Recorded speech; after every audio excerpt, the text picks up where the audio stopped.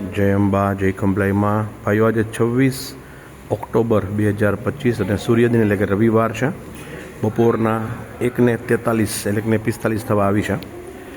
આપણે જ્યારે 18 ઓક્ટોબર 2025 અને શુભ શનિવારે શ્રી મહાશક્તિ ખંભલાઈમાં લક્ષચંડી મહાનુષ્ઠાન સંપૂર્ણ થયું પછી આપણે અનુષ્ઠાન પૂરું કરી નાખીએ અને યજ્ઞ 2 મહિના પછી કરીએ તો એ ખોટું કહેવાય। તો ઈશ્વર સસ્પેન્ડેડ રહે, મતલબ કે ભગવાનને રાહ જોવાની કે મારો યજ્ઞ ક્યારે કરશે, ત્યાં સુધી ભગવાને બંધાઈને રહેવાનું।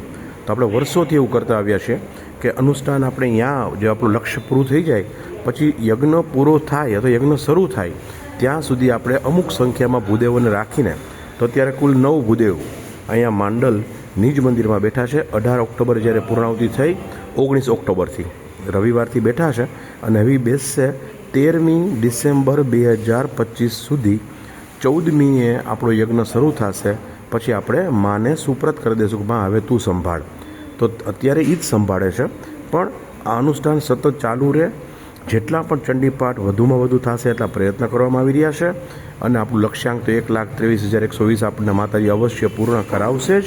જે બધા વધારાના છે લક્ષ્ય ક્યારનું પૂરું થઈ ગયું, પણ આપણે બ્રેક ના પડી શકે। ભાઈ અનુષ્ઠાન પૂરું થઈ ગયું અને 100માંથી 99.99 નહીં પણ 100 જગ્યાએ આમ જ થયું હોય। અનુષ્ઠાન પહેલાં ક્યારેય પૂરું કરી નાખે, પછી બ્રેક હોય, પછી ક્યારેય યજ્ઞ થાય ભગવાનને ખબર, પણ આપણે ક્યારેય એવું નથી કરેલું। આ આપણું કોઈ અભિમાન નથી, આ માત્ર ને માત્ર આપણે જાણ માટે કે આટલા વર્ષોથી આપણે જેટલા અનુષ્ઠાન કર્યા જે લક્ષ્ય રાખીને, તો એ અનુષ્ઠાન સંપૂર્ણ આપણું લક્ષ્ય પૂરું થઈ જાય પછી આપણે નિજ મંદિરે અમુક નિશ્ચિત સંખ્યામાં ભૂદેવોને બેસાડીએ। એ દરરોજના 7 ચંડીપાઠ કરે છે। અહીંયા દરરોજના ત્યાં 6 થતા હતા, પણ અહીં સમય બચે એટલે 7 ચંડીપાઠ થાય છે, મધ્યમ સ્મરવા, કોઈને ડિસ્ટર્બ ના થાય। અને પછી માને નિજ મંદિરે માને સંભળાવે રાખે, જે જળ અર્ચન થાય એનો માને અભિષેક થાય। આવું સતત મતલબ 13મી ડિસેમ્બર સુધી કરીને પછી આપણો યજ્ઞ સ્ટાર્ટ થઈ જશે। તો માને રાહ ન જોવી પડે એવા ભાવથી। સાથે સાથે હું તમને આજે એક અદ્ભુત દર્શન મેં તમને સવારે મોકલ્યા હતા, પણ હમણાં મેં કીધું મારું વોટ્સઅપ બંધ છે, હું કોમ્યુનિટી ક્રિએટ કરી રહ્યો છું। એમાં ધીમે ધીમે મેમ્બર એડ થતા જાય। મારા કોન્ટેક્ટમાં 5000 મેમ્બર્સ છે ટોટલ, એટલે મને લગભગ 1 મહિનો થઈ જશે અંદર એડ કરતાં। તો પ્લીઝ મારે સપોર્ટ કરજો અને કોમ્યુનિટીમાં એડ થાવ તો તમે નીકળી ન જતા, નહીં તો તમને આજીવન ભગવાન માતાજીના ખંભલાઈમાંના ફોટા આવતા બંધ જશે, દર્શન બંધ જશે અને ખંભલાઈમાં સાથેનો સંપર્ક આપણો ટ્રસ્ટ સાથેનો તૂટી જશે। એટલે કોમ્યુનિટીમાં હું ધીમે એડ કરતો જઈશ। પણ આજે હું તમને એક અદ્ભુત દર્શન કરાવડાવું છું અને ખાસ તો ખંભલાઈમાંની જે વાલામાં વાલી પુત્ર વધુઓ છે એમના માટે તમે ખુશ થઈ જશો કે માએ આજે સુધારણ કરેલું છે। તો આપણે જરાક બહારથી શૂટિંગ કરીએ।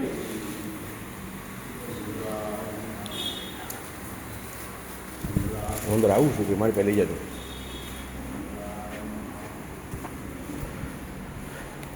દિવાળીના શુભ દિવસોમાં ભાઈઓ એક મેસેજ વારંવાર મૂકું છું, છતાંય લોકોને ખબર નહીં, ફ્રીમાં છે છતાંય શ્રી ખંભલાઈ માતાજી ટ્રસ્ટ માંડલની ઓફિશિયલ યુટ્યુબ ચેનલને વિનામૂલ્યે જોડાવા માટે સ્કેન કરો તો તમે આવો છો। તો આપણું જેમ સબસ્ક્રિપ્શન વધતું જાય તો એમ આપણને મજા આવે। આમાંથી કાંઈ કોઈને વ્યક્તિગત મને કશો લેવા દેવા નથી, અભિમાન માટે નહીં, પણ સુશીલાબેન છેલશંકર રાવલ, મારા પૂજ્ય મમ્મીનો મહિનો, કારતક મહિનો, ગૌરવની ક્ષણો,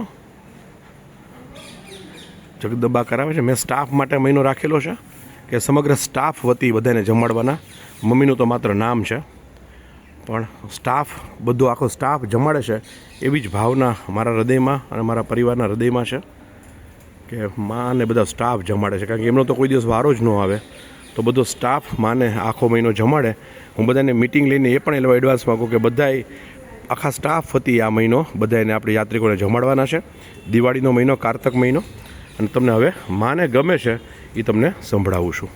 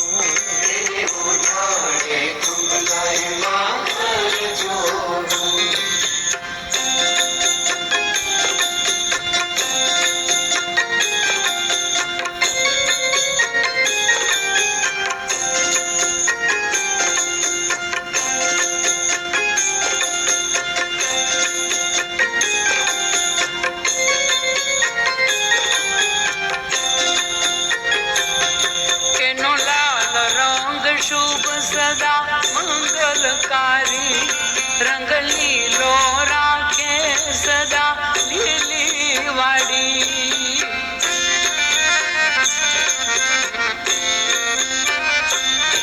એનો લાલ રંગ શુભ સદા મંગલકારી, રંગ લીલો રાખે સદા લીલી વાડી.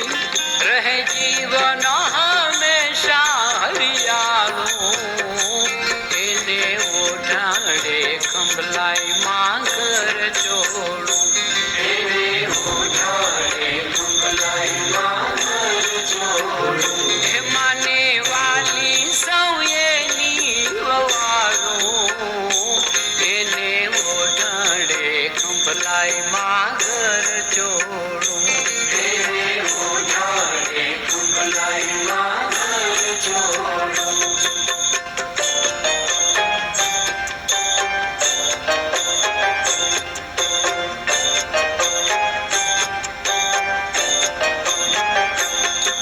આ ઘર ચોળું જરિયલ હીરથી જડું, આ ઘર ચોળું સોનાના તારથી વયું.